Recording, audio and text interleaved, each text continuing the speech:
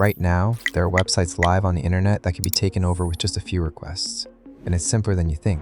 So in this video, we're going through the full process. First, how to search for these specific targets, then the exact steps to approach and exploit the vulnerability, and finally, how to actually secure that website so these attacks just don't work anymore.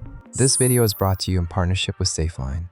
If you're not familiar with Safeline, it is a powerful, self-hosted web application firewall designed for those who want to protect their own servers while keeping full control over their traffic data. I've been putting their advanced features to the test, and today I'm going to show you exactly how this layer of defense identifies and drops malicious payloads in real time. We'll be walking through the complete setup and locking down our target toward the end of the video.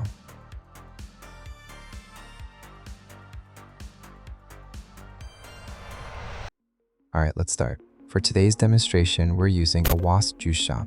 It's the perfect sandbox because it's intentionally built with the exact vulnerabilities we're discussing.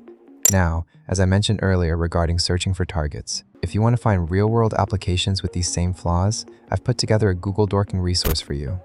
It's a pre-built HTML file filled with advanced dorks to help you identify exposed interfaces, and you can find that linked in the description. But for today, we're staying in this controlled environment to show you exactly how these vulnerabilities work, and more importantly, how to secure them.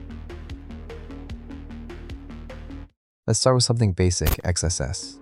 If I try a standard XSS payload in the search bar, you'll notice it doesn't execute. The server has some low-level sanitization in the background, which specifically looks for basic tags. But filtering for one specific tag is not a real security strategy. An attacker can simply change their approach. If I use a different payload that the developer forgot to sanitize, we can bypass that simple filter entirely. Now, let's look at the login flow. A major issue here is the lack of rate limiting. Without a firewall or a dedicated protection layer, this is incredibly dangerous. An attacker can run a brute force attack on the admin account indefinitely, trying thousands of password combinations a minute until they guess the right one. And because there is no additional protection on the back end, I don't even need to know the password. I can try authentication bypass queries. I can trick the database into thinking my credentials are valid, and can easily log into the account. In the real world, to properly secure an application, you need to add a dedicated layer of protection that understands the intent of the traffic before it ever hits your code. This is exactly where Safeline WAF comes in. Safeline acts as an intelligent shield. Instead of just looking for bad words, it analyzes the structure of the request. It protects the web apps from attacks such as SQL injection, XSS, code injection, OS command injection, and many more. You can find that details in their website. To install Safeline on your server, you're going to need these minimum configurations. Linux OS with Docker or Docker Compose, 1-core CPU, 1 GB RAM, and 5 GB of disk. There are 2 installation methods available. Automatic deploy. There's a batch script available for you, so just run it and you can access the web UI directly or deploy manually. Although automatic installation is much easier and time-saving, copy that script and head over to your terminal.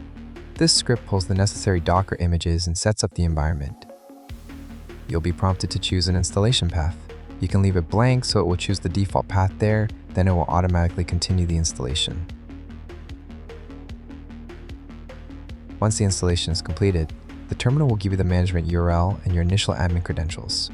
After logging on the dashboard, now on the left side there are multiple options, but before we look at the data, we need to add our target. Click on Applications and add a new one.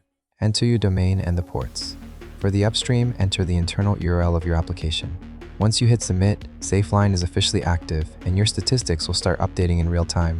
Now, the most important part, the Attacks tab. This is where you see the specific details of every blocked attempt.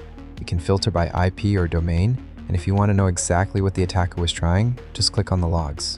For example, we can see that some file leaking and multi-P attack vectors are being performed. Next, we have HTTP flood for rate limiting and the anti-bot module. This is where the firewall distinguishes between a real human and an automated scanner. It uses challenges to verify the visitor, ensuring that bots don't waste your server's resources.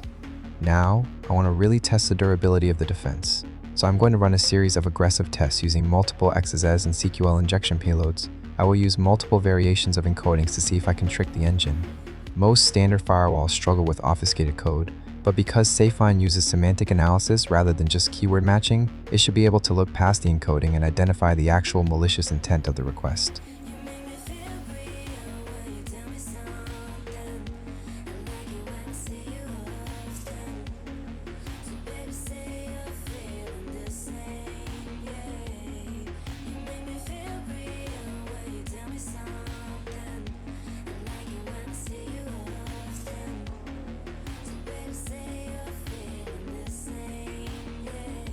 Safeline is open source and free forever for personal use, which is a massive win for the cybersecurity community and anyone running a home lab. However, for those of you who want to explore the more advanced enterprise features, the Safeline team has been generous enough to provide 10 7-day pro trial licenses specifically for my viewers. To grab one, you just need to send an email to their official support address. Make sure to include a link to my channel in your email so they know you came from this video. It's a great way to test out the full power of the Pro plan on your own projects. Anyways, I hope you guys enjoyed this and found it useful for your own research. If you did, hit that like button and subscribe for more technical content. Thanks for watching Default Security, and I'll see you in the next one.